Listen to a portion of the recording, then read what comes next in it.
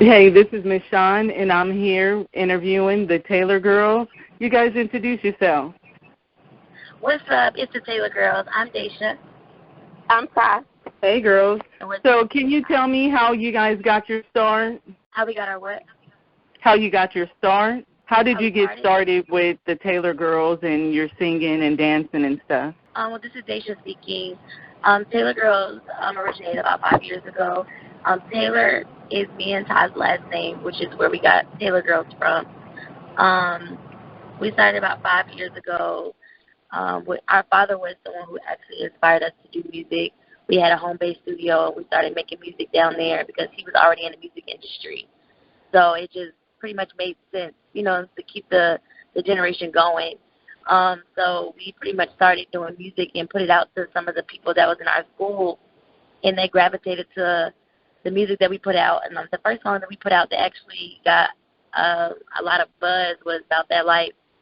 It was like one of our biggest songs. It was like 50,000 views at the time because that was big for people who, for people who were just coming out and never had a fan base, never been seen. So that's how we kind of knew that maybe we should stick with music. Okay, cool. So you said that you started with, your classmates, your peers at school. Tell me how, because I heard that when you guys first was introducing yourself to the school that they wasn't feeling it. They was throwing paper, pencils, and stuff. Tell us about that. Yeah, we had a lot of hate due to the fact that we was a female African-American group. And so when we came out, it was like a love-hate relationship. It was like they loved us because they loved who we was as people and they loved what we was doing, but then they hated us because they wanted to be the first ones to do it. Okay, cool. So you guys, even though you guys are all sisters, you guys call each other brothers. Can you tell us about that? We started the Brothers movement this is Daisha. We started the Brothers movement maybe like last year. It's basically a psychological thing, a controversial thing. It's really still saying like sisters, but we just said brothers because people, first of all, guys have a brotherhood that females don't have. They stick together no matter what. Their brotherhood is so strong, like it doesn't matter if they get in an argument, if they have a fist fight, if they really truly are brothers or, best friends, guys can get through anything. Women, we tend to get mad, we're real catty, and we let the littlest things come between us. And we just wanted to call our fans brothers because they stuck with us since we first started doing music, and they grew with us, so they got to see the change and the growth in music. And no matter what, they've always been there for us to lean on if we ever needed them to, and they support us 100%. So it just made sense for us to let them know that our bond can never be broken, just like God's bond can never be broken. But it's still it's still like a sisterhood. We just say it's brothers. Right. Okay, cool. So before you guys got into the rap game, you guys had like regular jobs, like teenagers, regular jobs, Little Caesar and all of those. Can you tell us about that? Boy, what? And are you still doing, the jobs and stuff like that? Well, no, we're not just still doing any jobs because we don't have to. But right. I used to, this is coming from time, I used to always get fired. So I knew in the back of my mind that this has to work. Because I just, people always tell you, it's people made for certain things. It's people that's made to go to school. It's people that's made to be doctors and lawyers and all this type of stuff. I wasn't one of those people. I wanted to do my own thing and create my own wave.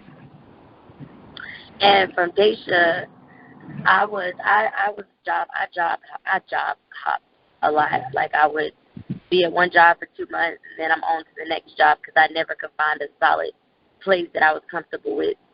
And me and Ty never really had a plan B, and my parents always told us to have a plan B, but we just never could come up with a plan B because we always knew that the plan A was going to work. We were going to make sure it worked. So there was never such thing as a plan B for us. So with that being said, We just want people to know that you can do whatever you put your mind to, no matter what people say, because there was a lot of people that doubted us. So now that we're growing up, people can't even believe that we're even in the position that we're in. So we're just blessed to even be here and to have the support system that we do have. Okay. So if you had your choice to collab with anyone, living or dead, who would you collab with? And it can be multiple people. It don't have to be just one. It can be multiple people. Who would you like to collab with? To be honest, we don't have a specific person we want to collab with. We want to collab with whoever want to collab with us. And that's just how we've always been. We've never singled people out, because at the end of the day, you never know what works and what your fans going to love. And what's going to take you to the next level. Okay. So we down for whoever down, but... Right. Like if Dora or Barney was to come up to us and be like, we want to collab, we would collab with them. Like we don't have no type of, we in it. Yeah. Okay. The funny thing is, like, the station, we had a contest a while ago, and the contest was that we had to, the females of the radio station had to twerk. And if we lost the bet, we put a video out, and they said if we get such viewers and likes and comments, that all of the females have to do a twerk video. So I did a twerk video to Wedgie in the Booty. And everybody was like, what on earth? Where did that song come from? I have never even heard about that song. And it was just so funny because after I did the video, then everybody was hearing the song rather, and it was like blowing up. Can you tell us about that song? Well, Wedgie in the Booty, a lot of our songs just come from real moments. Like, we have real moments.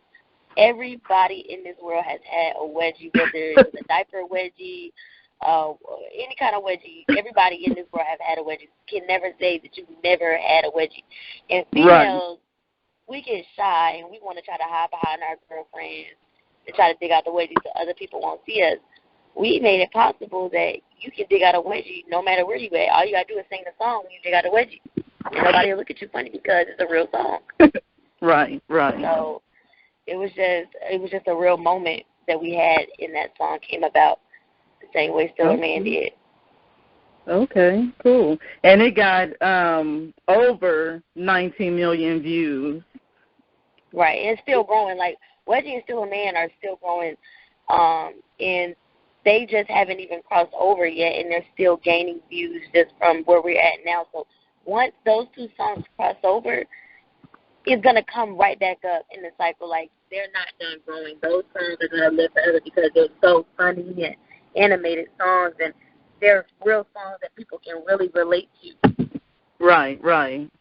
And I've seen, Ty, I know that you had, all of your sisters, you had just videos, YouTube videos, and, like, posts on Facebook of doing different things, and it's, like, hilarious. The videos is, like, I'll be dying laughing watching these videos. And I know you guys do videos all the time. Can you tell us, like, are you really having that much fun everywhere you guys go?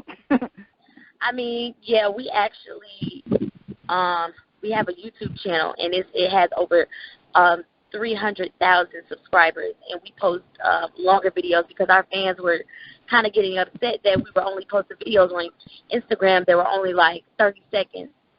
So we then made a YouTube channel so that our fans can watch us for more than a minute.